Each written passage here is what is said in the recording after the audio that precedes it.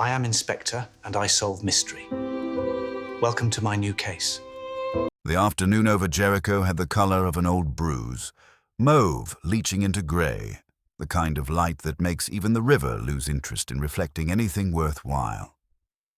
I had Buck breathing through the radio, a cantata whose mathematics of sorrow seemed appropriate for a day when summer had finally admitted defeat. And I was trying to finish a crossword whose compiler clearly believed that cleverness trumped mercy. The telephone had been ringing with the persistence of conscience, pausing only to test my patience before resuming its mechanical devotion to duty. I let it ring because people always want something, and because I was contemplating the theological implications of 7 across, and because there are moments when a man requires the luxury of ignoring the world's insistent demands. The music understood this. Buck always understood the necessity of taking time to arrange one's thoughts properly. The envelope lay beneath the door like a shy confession, cream paper without the charity of a postmark or return address. I noticed it only when I rose to fetch a pencil, the floorboards offering their habitual complaint.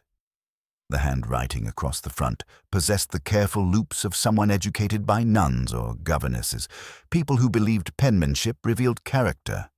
Inside, a single slip held 2 sentences that read like poetry until they began to feel like accusation. Her hair was wet. The shower was dry. The paper carried a scent I recognized but could not immediately place. Lilies, but not the cloying sweetness of wedding bouquets.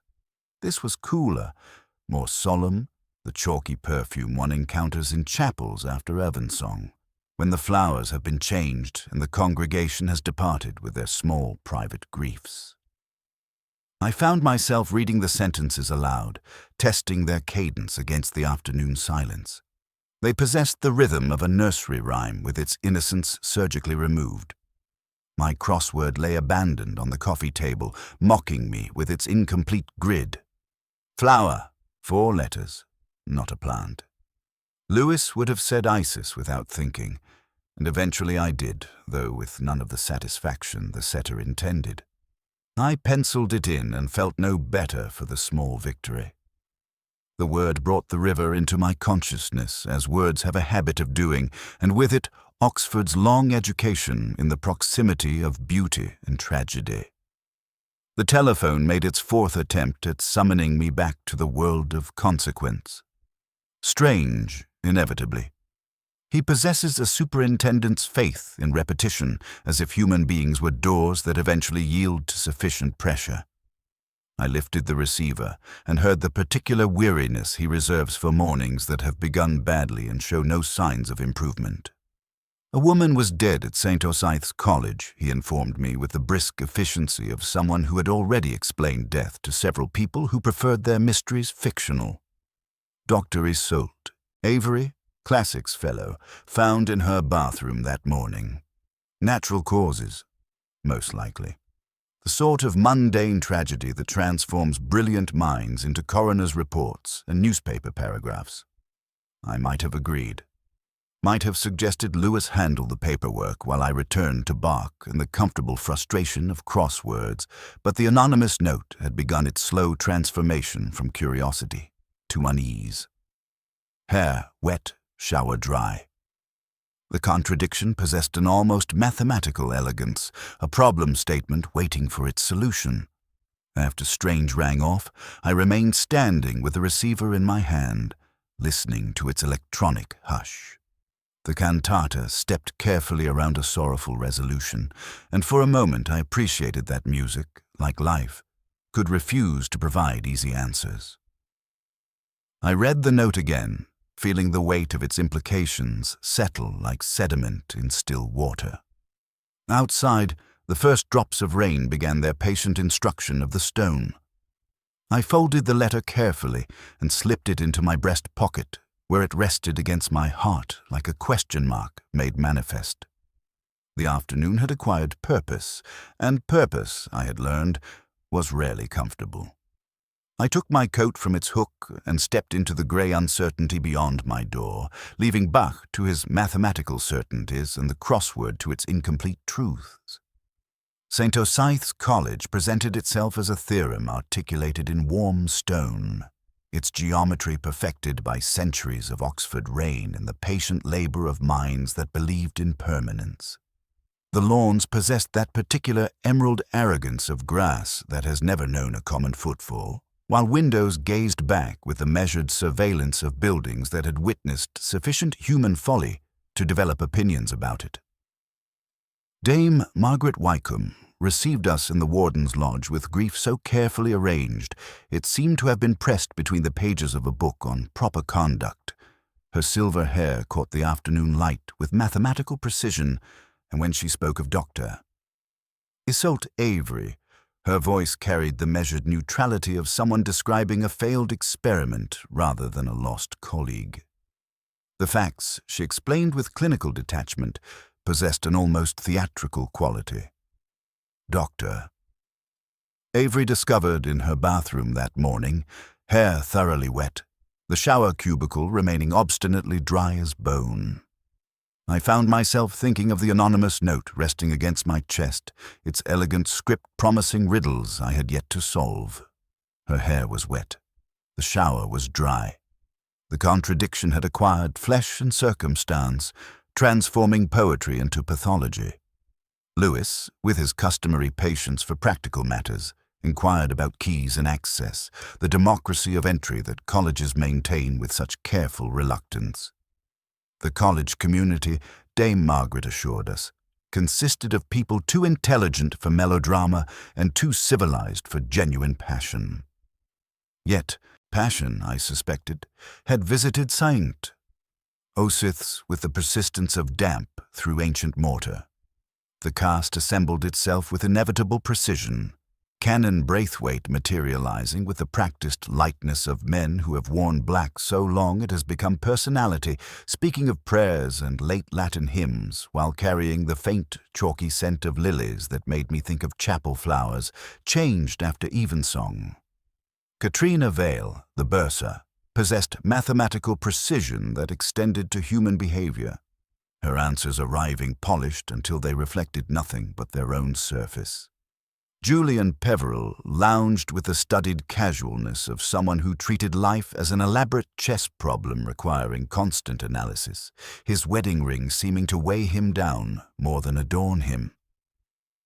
Lorna Mead stood near the mantelpiece with the luminous stillness of people who have learned not to intrude, her dark eyes carrying shadows I could not yet interpret.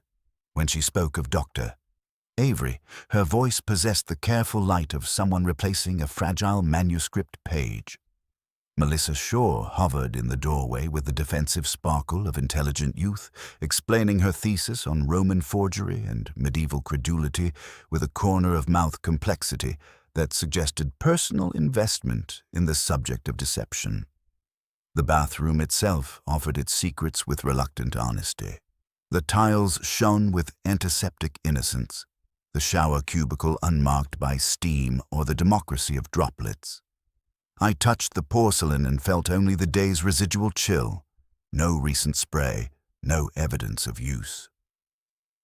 On the dressing table, a single hairpin lay like punctuation at the end of an unfinished thought. In the lodge, Mr. Fawley wrestled with his crossword as a terrier worries at a glove.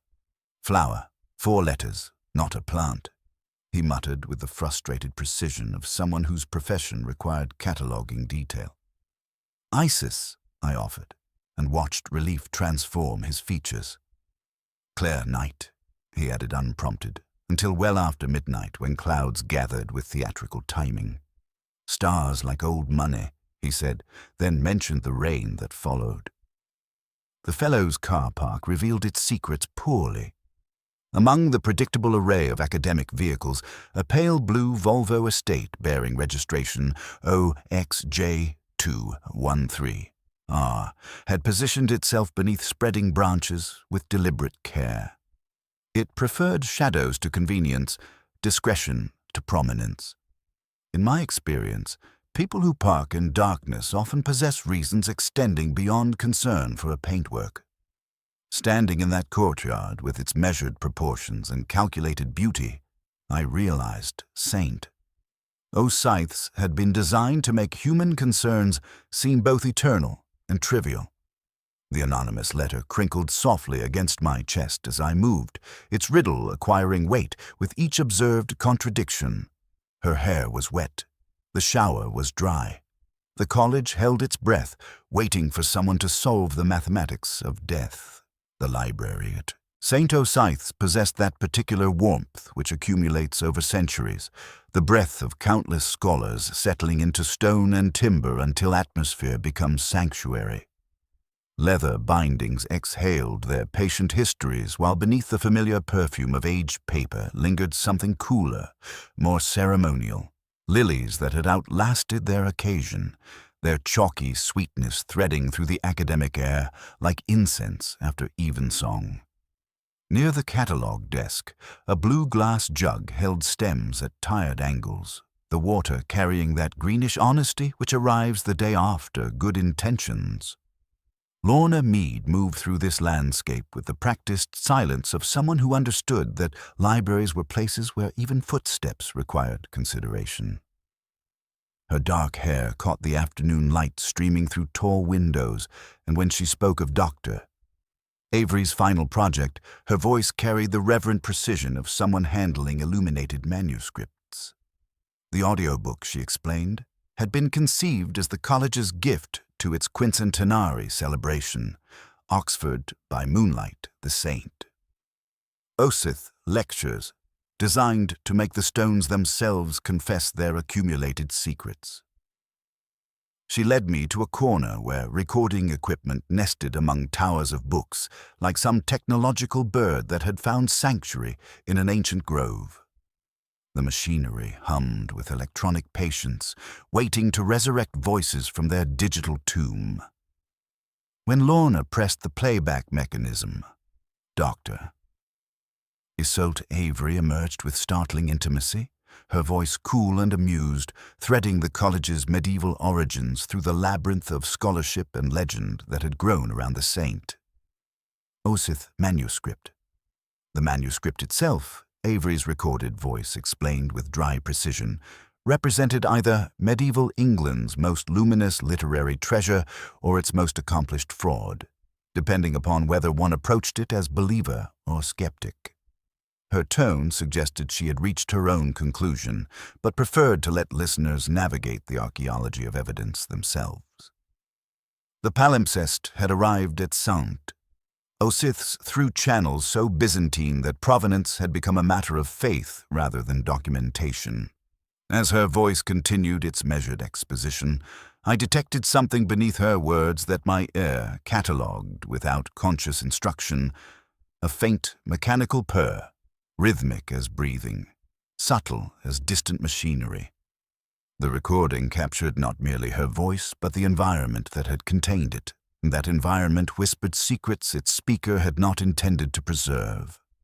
I filed the sound in that unreliable archive where I keep noises to be identified later, alongside the scent of chapel lilies and the contradiction of wet hair above dry porcelain.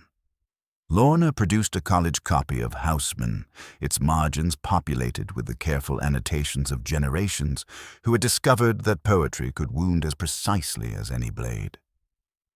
She opened to a page where someone had marked an acrostic with delicate pencil strokes, the first letters of consecutive lines spelling Osyth, false with the sort of scholarly mischief that academic communities nurture like private jokes. She had catalogued it with librarian's thoroughness, though nobody took it seriously. Medieval manuscripts attracted conspiracy theories the way ancient buildings attracted ghost stories. When the playback concluded, Lorna quoted Houseman with automatic precision, her voice soft as turned pages. "The land of lost content, I see it shining plain," she murmured, then added something about beer doing more than Milton could to justify divine ways, her voice trailing into uncertainty as if she had surprised herself with the words. The quotation possessed Houseman's cadence but not his actual language. a near miss that revealed more than accuracy might have managed. I let the misquotation pass without correction, understanding that people often revealed their deepest truths through their small errors. Lorna's version suggested someone who had absorbed poetry so thoroughly that it had begun to mutate in memory, taking on personal coloring like old photographs exposed to too much handling. Her nervousness manifested in the way her hands moved among the books, seeking comfort in their familiar spines. The lily scent seemed stronger near the recording equipment, though I could identify no obvious source. The fragrance possessed ecclesiastical qualities that made me think of memorial arrangements and ceremonies designed to transform grief into something more manageable. Standing in that corner where medieval manuscripts intersected with modern technology, I began to understand that Saint Osyth's harbored secrets more complex than simple academic rivalry. The anonymous letter rustled against my chest as I shifted position, its riddle acquiring new dimensions with each contradiction the college revealed. Her hair was wet. The shower was dry.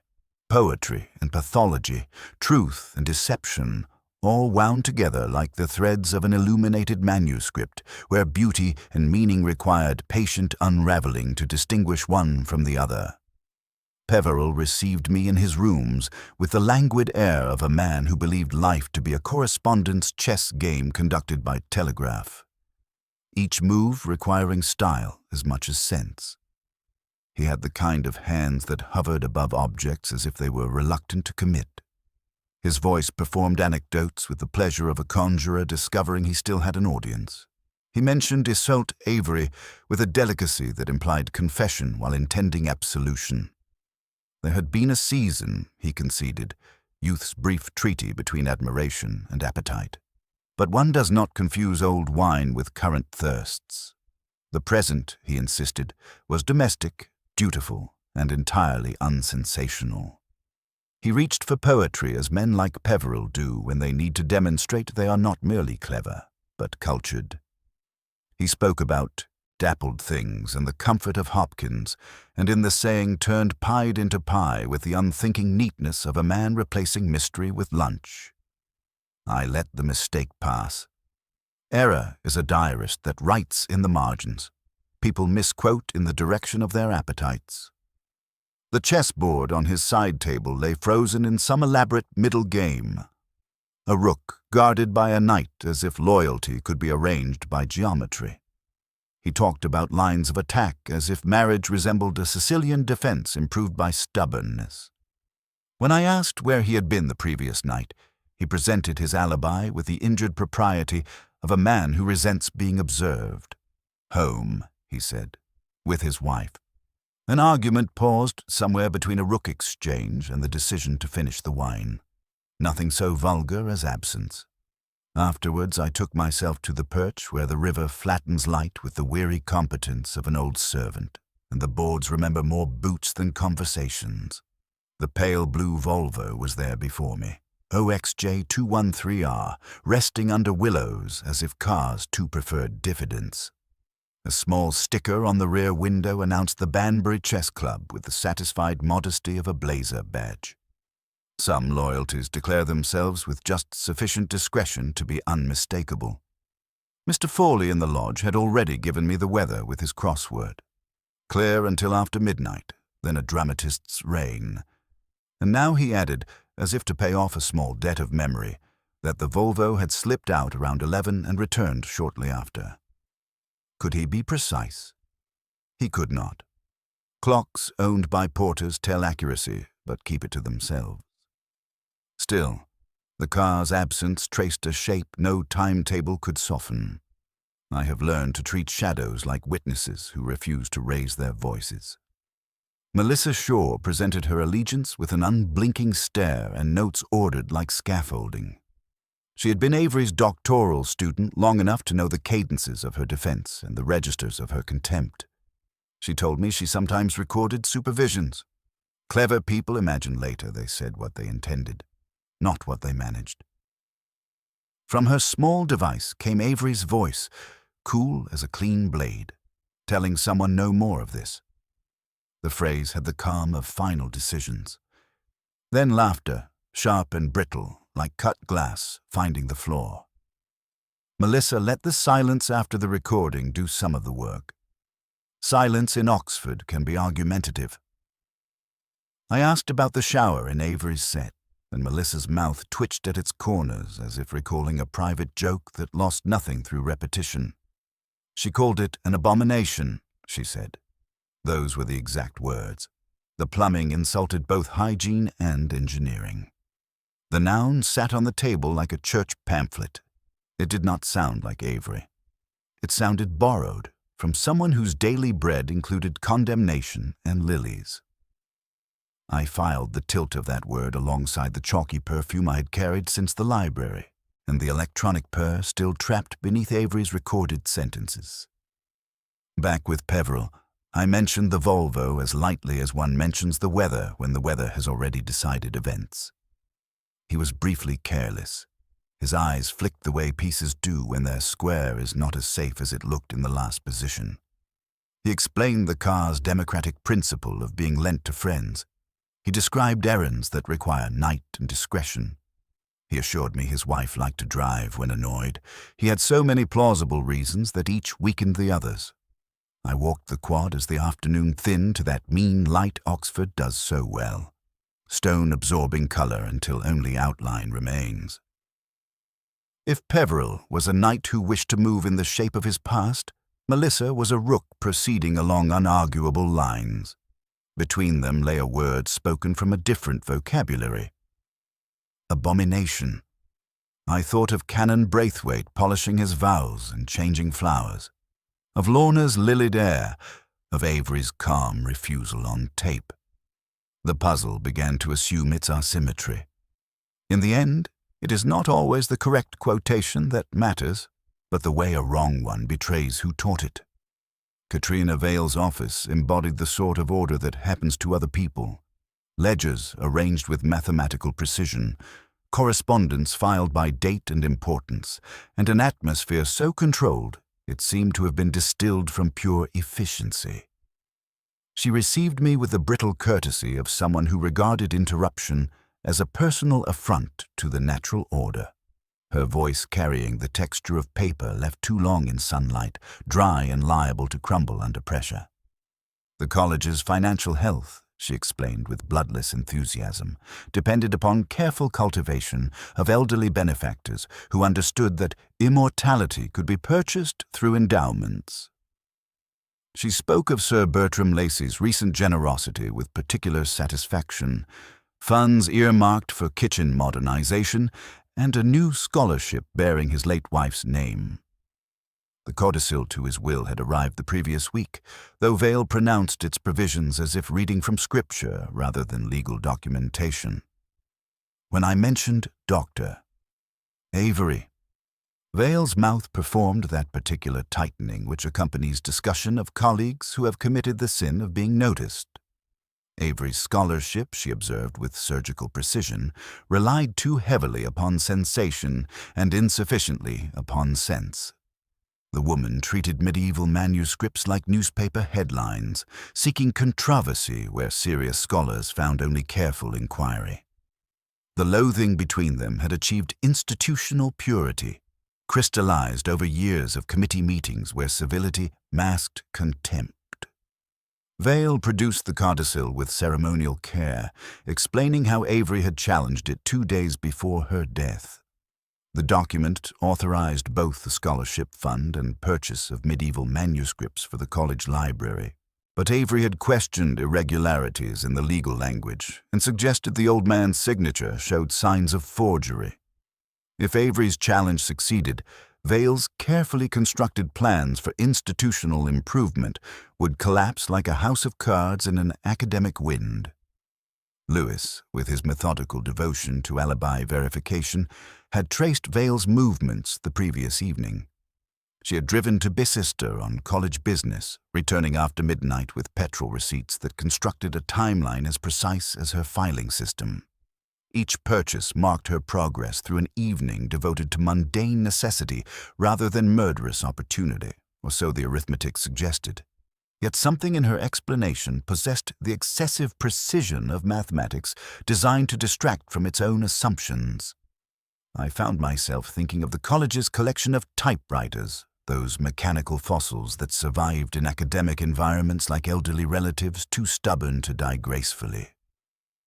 In a cupboard near the registry, a tired Remington slumbered beneath dust, its keys worn smooth by decades of correspondence. I had Lewis fetch the machine, its metallic bulk landing on Vale's pristine desk with jarring mechanical intrusion. The silence stretched as I fed college letterhead through its rollers and tapped out experimental sentences. The letters appeared uneven, slightly blurred, the capital S leaning forward as if hurrying to make its point, the lower E sitting a hair's breadth high with impudent precision. These mechanical signatures were as individual as fingerprints, each typewriter developing personality through use and neglect. When I placed the codicil beside my fresh sample, the correspondence became unmistakable. The document's typescript matched the Remington's distinctive characteristics perfectly. The forward-leaning S, the elevated E, even the slight gap in the upper curve of the R. Sir Bertram's codicil had been typed not in London by his solicitor's office, but here in St. Osyth's, on this very machine that Vale had access to daily. Paper remembers pressure, ink remembers rhythm. People forget that machines possess memory too, mechanical honesty that cannot be bribed or coerced into silence. The codicil was genuine legal documentation wrapped around fraudulent content, a forgery so carefully constructed it had fooled everyone except the one person who knew enough about medieval manuscripts to recognize modern deception. Vale's mouth tightened with mathematical precision, color rising to her cheeks like mercury in a thermometer. Her denials arrived in orderly succession. She possessed no knowledge of typewriter mechanics, no familiarity with document preparation, no connection to the codicil beyond grateful receipt of its provisions. Yet her protests carried the desperate efficiency of someone whose careful calculations had been exposed by evidence too stubborn to be rationalized away.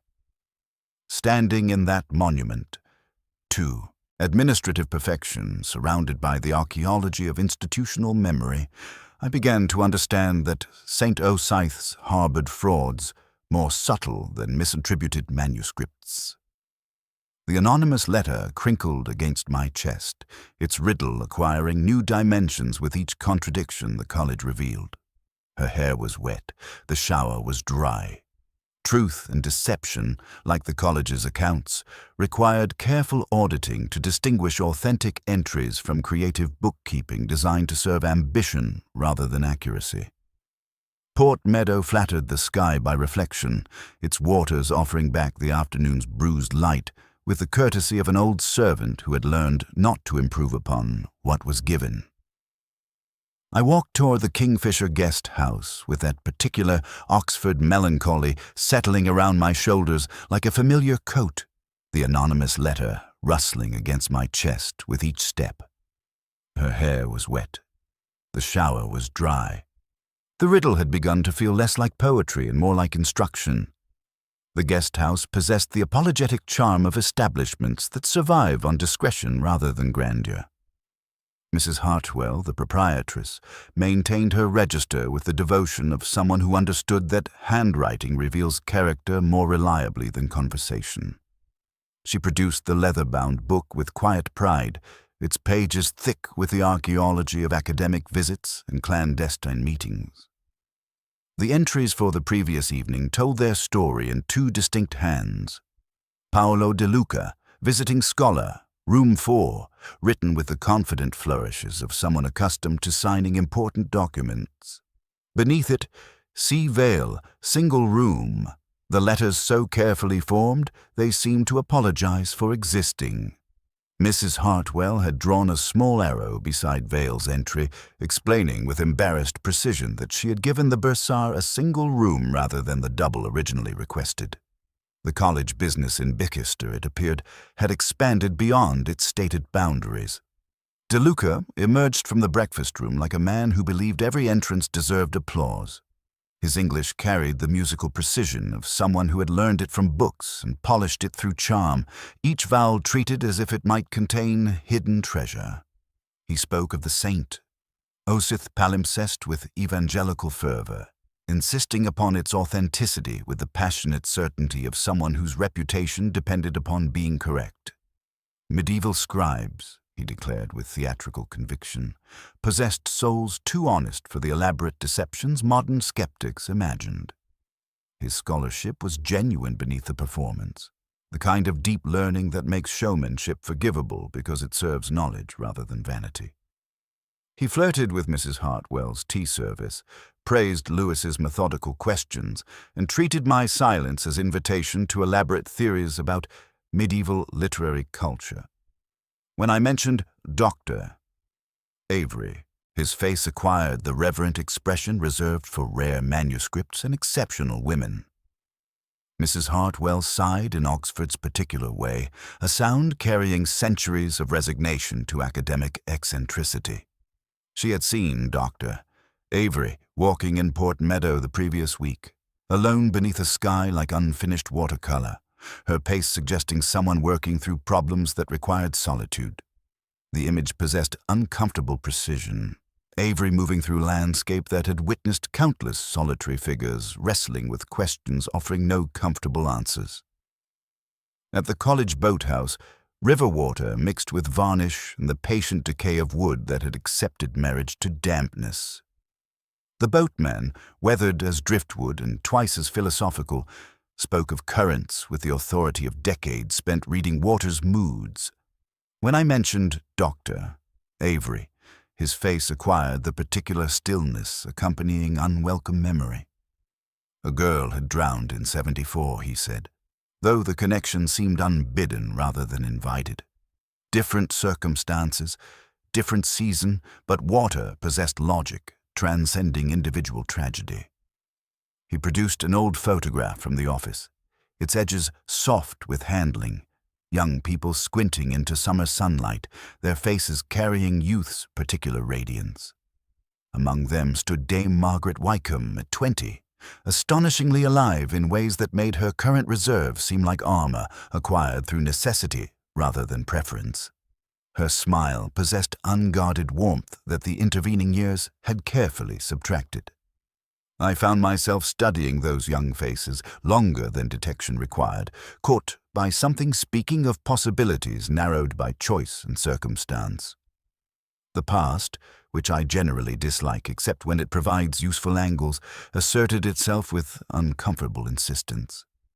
I noted the small arrow in Mrs. Hartwell's register, the timing that didn't quite align with Bicester receipts, the way corrections often revealed more than original entries. The anonymous letter rustled against my chest as I returned the photograph, its riddle acquiring weight with each layer of history the investigation revealed. Truth moved like river current, seemingly obvious until examined closely, when it revealed itself far more complex than surface observation suggested. Oxford conducts grief with the same formal, embarrassed grace it reserves for prize-giving ceremonies, transforming individual loss into institutional memory through the alchemy of ritual. The chapel at St. Osyth's received its congregation with stone patience, afternoon light filtering through stained glass, with the discretion of someone overhearing confession. Beeswax and dust mingled with the chalky perfume of altar lilies, their white trumpets standing sentinel beside the chancel, like disciplined mourners who understood their role. Dame Margaret Wycombe approached the lectern with measured solemnity, her silver hair catching candlelight as she opened the leather-bound volume. She read Houseman with the careful precision of someone who understood that poetry at funerals must carry weight without breaking, each consonant ironed smooth, each vowel rinsed of excessive feeling. Yet something ran through her recitation like a bow slipping against string. She placed lost where the poet had not intended it, a minute transposition that pinged in my consciousness with the persistence of a tuning fork struck against stone. The error possessed significance beyond simple misremori. In my experience, people misquote in the direction of their preoccupations, revealing through revision what accuracy might conceal. The warden's substitution suggested someone whose relationship with loss had acquired personal urgency, transforming Houseman's geography of youth into autobiography of regret. Canon Braithwaite drifted through his ceremonial duties with dapper gravity, his movements carrying the practiced lightness of men who have worn ecclesiastical black so long it has become personality. In the vestry afterward, he worried at his surplice sleeves with brisk, peevish gestures, complaining about lily pollen with the irritation of someone discovering stains at inconvenient moments. The golden dust, he muttered, possessed malicious persistence. It marked white linen like accusations and forgave nothing. He had changed the altar flowers twice the previous night, he added with the casual precision of someone accounting for unusual effort. The lilies had required more attention than anticipated, their water needing replacement due to some unspecified inadequacy. Twice, I found myself repeating, the word settling in my consciousness with peculiar weight. When I voiced the query aloud, Braithwaite's face assumed the confusion of someone caught in arithmetic that refused to balance. Before he could elaborate, Lorna Mead's voice arrived with suspicious promptness, confirming twice as if rescuing the canon from mathematical embarrassment. Her intervention possessed rehearsed smoothness, yet something in her tone suggested preparation rather than spontaneity. As she moved to adjust a hymnal, I caught the faint lily scent clinging to her dark sleeve. Not the florist's sugary perfume, but that cooler, more solemn fragrance I had encountered in the library. The same chalky sweetness that had accompanied the anonymous letter. The connection troubled my certainty. Noses, like witnesses, sometimes testify to what they wish to perceive rather than what actually occurred. Strange's telephone call interrupted my contemplation with bureaucratic timing.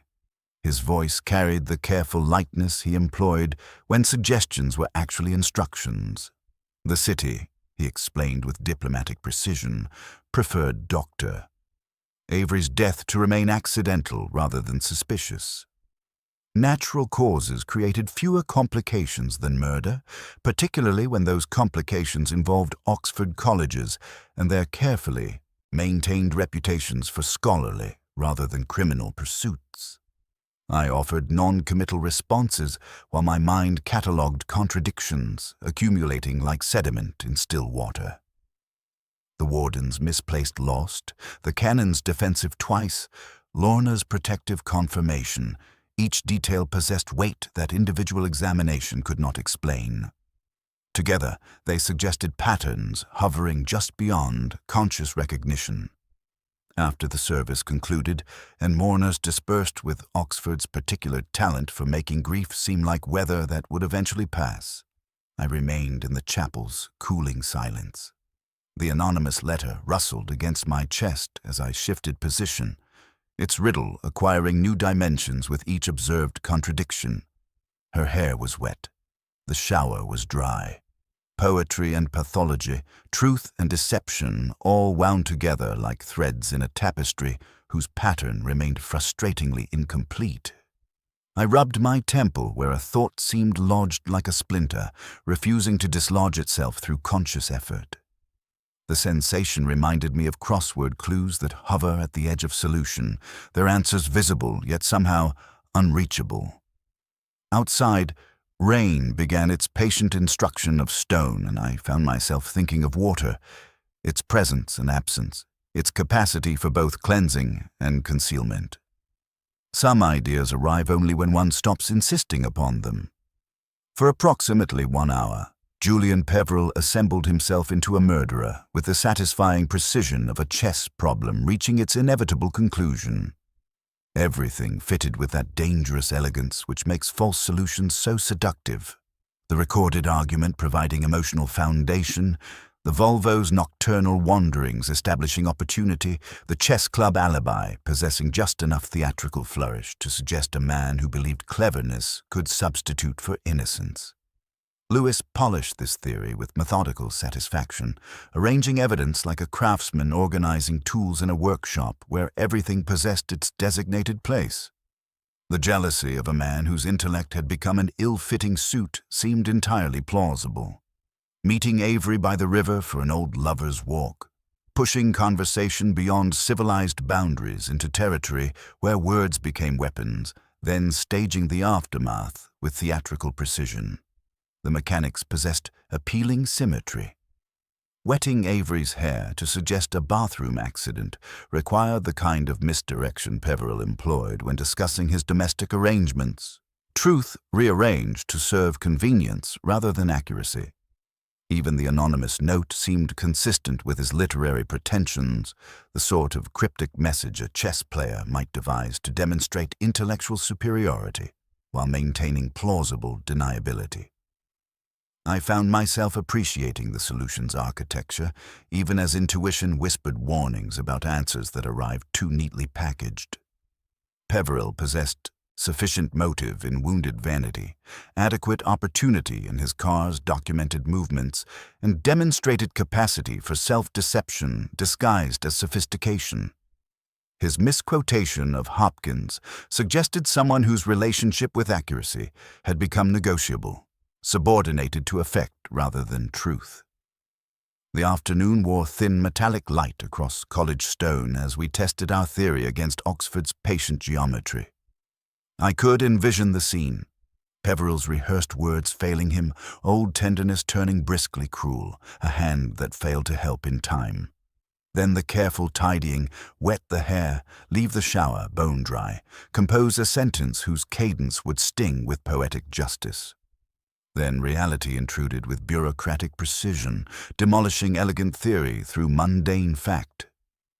Mrs. Hartwell at the Kingfisher revealed that she had written Peveril's name in the register, not because he had appeared, but because his wife had telephoned, hunting her errant husband with the weary persistence of someone accustomed to tracking down missing chess players.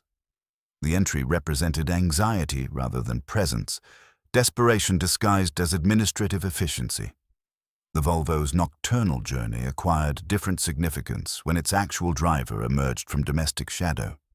Mrs. Peveril, it appeared, possessed her own relationship with independence, borrowing her husband's car for errands that required neither explanation nor permission. She disliked chess, but adored the freedom that came with wheels and petrol, the democracy of movement that marriage sometimes constrained through expectation rather than prohibition. Her alibi, messy and human, proved far more convincing than her husband's polished performance.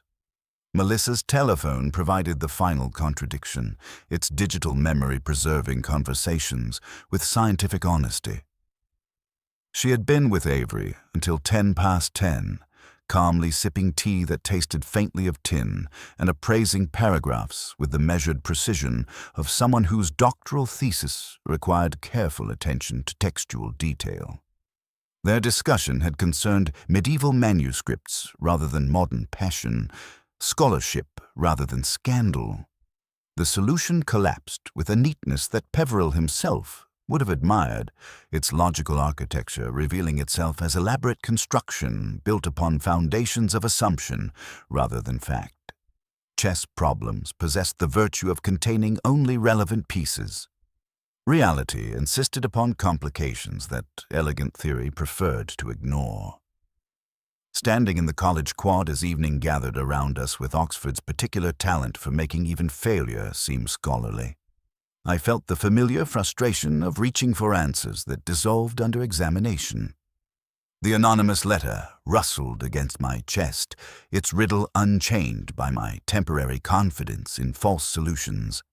Her hair was wet. The shower was dry.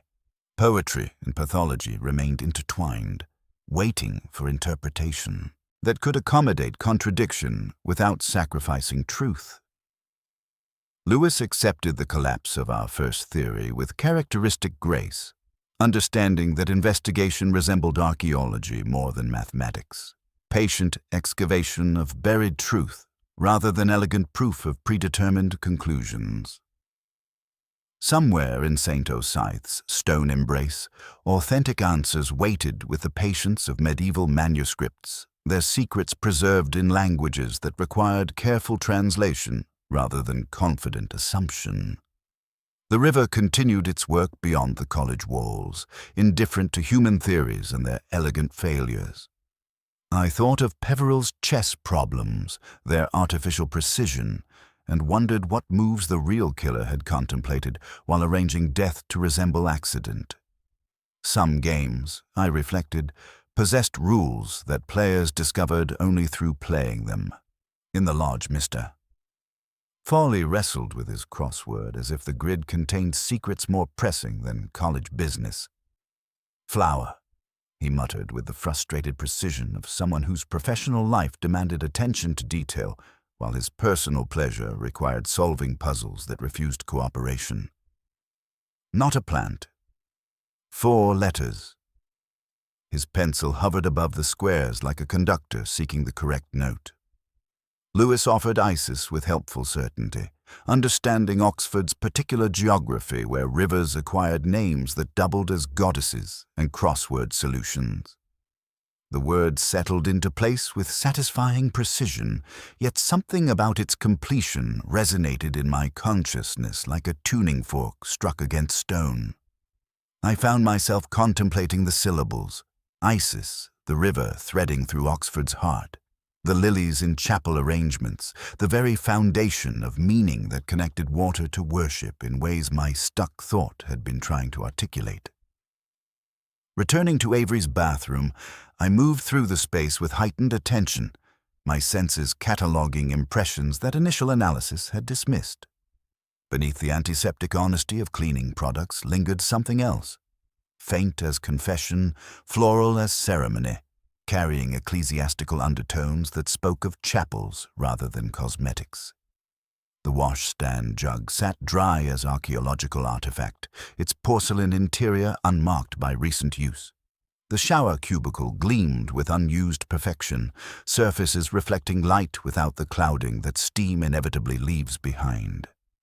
I retrieved the anonymous letter from my breast pocket, its cream paper soft with handling, and read the sentences with fresh understanding. Her hair was wet. The shower was dry. The words possessed dual nature: statement and instruction, observation and recipe for deception. Someone had wanted me to notice the contradiction, to appreciate the theatrical precision with which the scene had been arranged. Lorna's quick confirmation echoed in memory, alongside Canon Braithwaite's defensive arithmetic about changing altar flowers twice. The intervention had possessed rehearsed smoothness, verbal choreography designed to prevent dangerous revelations. People who share secrets develop particular rhythms of protection, I had learned, their conversations becoming careful dances around truth. A second solution began assembling itself with bureaucratic precision around Katrina Vale's mathematical temperament. The forged codicil provided motive elegant in its simplicity. Avery's challenge threatened not merely institutional plans, but Vale's reputation for administrative honesty. The arithmetic possessed moral neatness that tempted belief. Vale meeting Avery after hours, persuasion deteriorating into confrontation, then staging aftermath with accountant's attention to detail. Lewis found this theory entirely satisfactory, its components aligning with cause and effect in ways that made investigation seem like bookkeeping. Vale's evening in Bicester, supported by receipts and testimony, created obstacles that could be surmounted through careful timing. The wet hair, the dry shower, desperate attempt to mimic bathroom accident through theatrical misdirection. Yet neatness, I had learned through years of disappointing solutions, often served as another word for wrong. Real murders possessed messiness that elegant theories preferred to ignore. Emotional complications, timing difficulties, human behavior's stubborn refusal to conform to mathematical prediction. The floral scent, lingering in my consciousness, spoke of chapel arrangements rather than domestic efficiency, of ceremonial duty rather than administrative panic. Standing in that bathroom where water had been present and absent according to someone's careful design, I felt truth hovering just beyond recognition. The crossword had revealed its answer through indirect approach, requiring shift in perspective rather than direct assault. Life, I reflected, often mirrored such puzzles. Solutions were always present, waiting to be seen, but the path to them rarely followed logical progression. Canon Braithwaite's complaint about lily pollen suddenly acquired different significance. Not mere fastidiousness, but evidence of close contact with altar arrangements. The word abomination, borrowed from ecclesiastical vocabulary, had found its way into secular conversation through someone whose daily bread included both condemnation and flowers. The anonymous letter crinkled softly as I returned it to my pocket, its riddle unchanged by rational attempts at solution. Her hair was wet, the shower was dry. Poetry and pathology remained intertwined, waiting for interpretation that could accommodate contradiction without sacrificing accuracy. Outside, rain began its patient instruction of college stone, and I understood that some truths, like medieval manuscripts, required examination under proper light to reveal authentic meaning beneath accumulated assumption. The library's recording equipment waited in its corner, like a modern cuckoo nested among ancient manuscripts, its electronic patience offering secrets its operators had never intended to preserve. I returned to those devices with the methodical attention of someone who understood that technology sometimes captures truth more honestly than memory. The headphones settled against my ears with intimate precision as Isolde Avery's voice emerged from digital storage, cool and amused, threading saint, Osyth's medieval origins through the labyrinth of accumulated legend. She spoke of the college's founding gift with scholarly detachment, her tone carrying Oxford's particular mixture of reverence and skepticism reserved for institutional mythology. Yet beneath her carefully modulated sentences ran that mechanical purr I had catalogued during our first encounter, rhythmic as breathing, subtle as distant prayer. I had initially dismissed it as the library's heating system, but closer attention revealed different characteristics entirely. The sound possessed ecclesiastical regularity, not the honest clanking of radiators with their irregular complaints, but the measured circulation of air through sacred spaces. A small fan's fidelity, I realized with sudden clarity, not the library's heater, but machinery in the chapel sacristy, that chamber where ceremonial preparations occurred away from congregational observation. Avery had recorded portions of her audiobook not in this controlled environment, but in proximity to chapel equipment whose mechanical heartbeat had infiltrated her scholarly performance. Lorna appeared beside me with librarian silence, offering additional tracks with helpful efficiency. When she activated another segment, her own voice emerged with startling intimacy, recounting college history with lighter precision than Avery's formal delivery. Then came the quotation that made my consciousness ping like a tuning fork struck against stone. And beer does more than Milton can to justify God to man. Hausmann's cadence preserved while his actual words underwent creative revision. Beer substituted for ways, entire phrases omitted with confident inaccuracy. This exact misquotation had appeared twice within recent hours. First from Dame Margaret's lips during the memorial service, then from Lorna herself in the library. Oxford's infinity of mistakes, I reflected, was not infinite enough for such precise coincidence. People who share errors often share sources, their common mistakes revealing connections more intimate than accuracy might suggest. I found Canon Braithwaite in the vestry, polishing silver with ceremonial devotion while muttering about Lily Pollen's malicious persistence. When pressed about his flower-changing schedule, his explanation acquired defensive precision. He had replaced the altar arrangements after Compline, he insisted, though this chapel, I knew from observation, did not observe that particular service. The lie possessed amateur transparency, revealing someone whose familiarity with ecclesiastical routine contained convenient gaps. Twice, I said, tasting the word like wine that might reveal its vintage through careful attention. The canon's face assumed mathematical confusion before correcting itself with embarrassed haste. No, he amended with the flat tone of someone abandoning a small, unnecessary lie. Once, the revision carried weight beyond arithmetic, suggesting memory that had been coached toward safer numbers. Returning to the library, I discovered Lorna's diary lying open on her desk, its pages recording daily observations with scholarly precision. Yet one page bore gentle surgery, careful excision that removed the previous night from documented existence. The cut possessed professional neatness, suggesting someone whose relationship with books extended to understanding how they could be edited without obvious violence. Her keyring clinked softly as she moved, metal against metal, creating percussion that spoke of access beyond her official duties. Among the expected library keys hung another, older brass with Gothic head, worn smooth by use, carrying the particular weight of chapel locks. When questioned, she explained it with casual precision.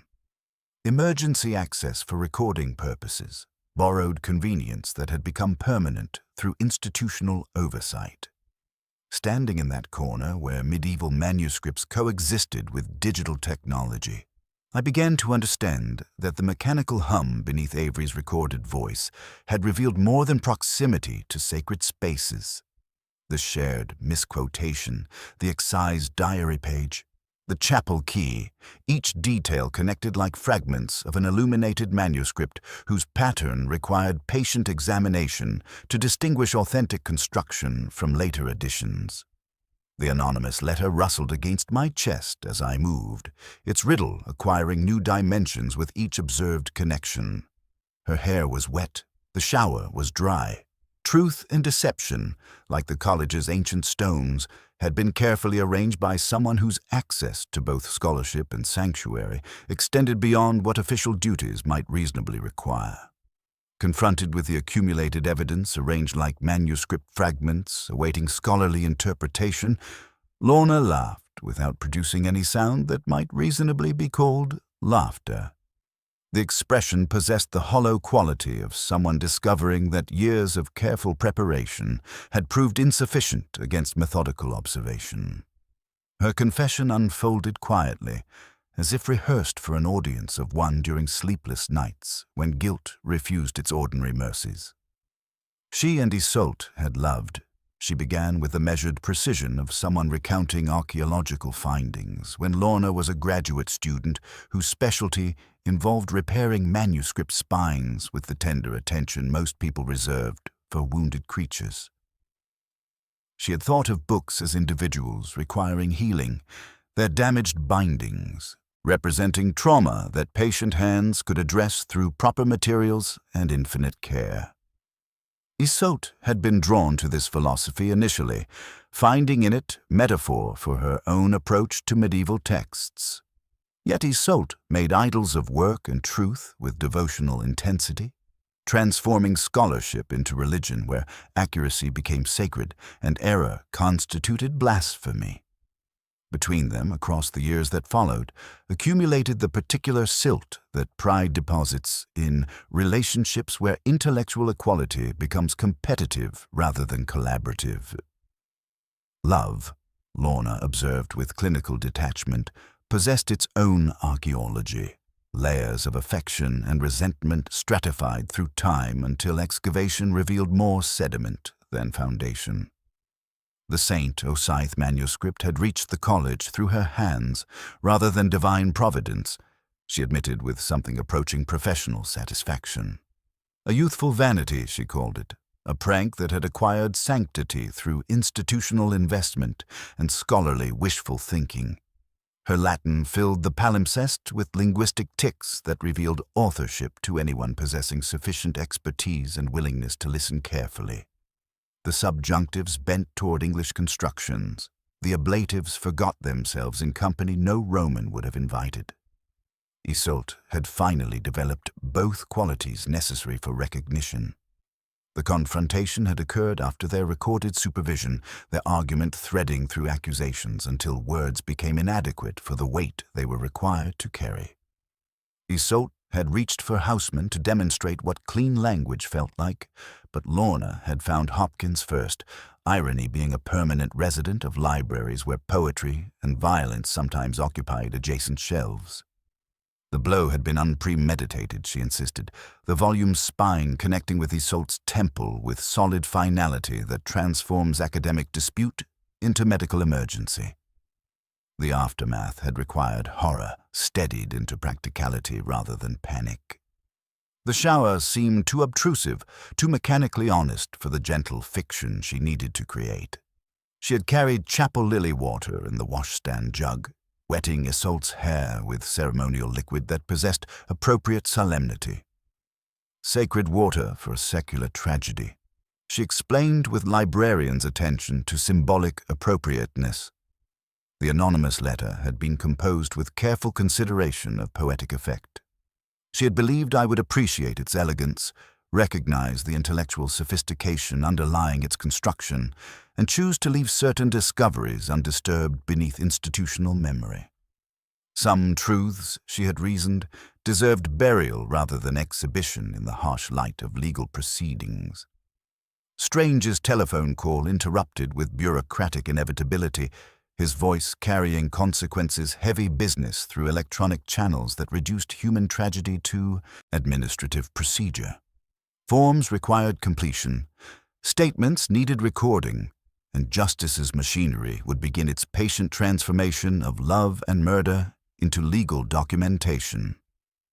Later, after the formal choreography of arrest and the careful recitation of rights and responsibilities, I walked through the college quad where grass grew with indecent prosperity, its emerald abundance suggesting life's stubborn persistence despite human attempts to complicate existence through passion and violence. The evening light possessed Oxford's particular quality of making even tragedy seem like weather that would eventually pass. Beyond the college gates, the river continued its ancient work, indifferent to academic theories and their occasionally fatal consequences. I found myself thinking of Houseman correctly this time, not the misquoted version that had revealed shared intimacy, but the poet's actual words about love, making fools of scholars, and time making fools of everyone. Oxford possessed particular talent for forgiveness that was not quite forgiveness, institutional absorption that preserved reputation while quietly digesting scandal into historical footnote. The anonymous letter remained in my breast pocket, its riddle finally solved, yet somehow still resonant with unanswered questions about the archaeology of human affection and its capacity for both creation and destruction.